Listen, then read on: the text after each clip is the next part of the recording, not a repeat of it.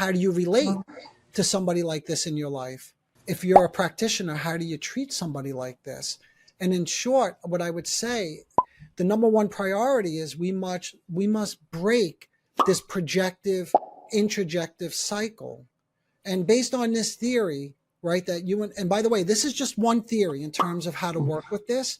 But our theory that we're talking about over these, these last few episodes is that there are these bad introjects, these negative introjects, right, that are dominating their internal world, leaving little room for good ones, for positive ones to get in.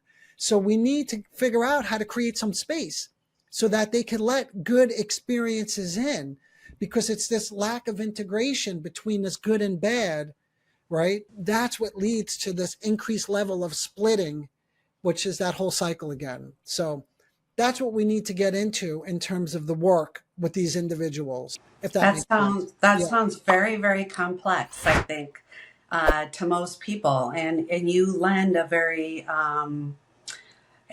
comprehensive, I think, explanation just about the basics of what this starts to entail.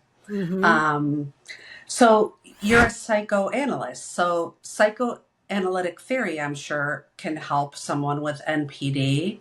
And you do other types of therapy. Can you talk with us a little bit about what psychoanalysis is and the other types of therapy you do and what they are?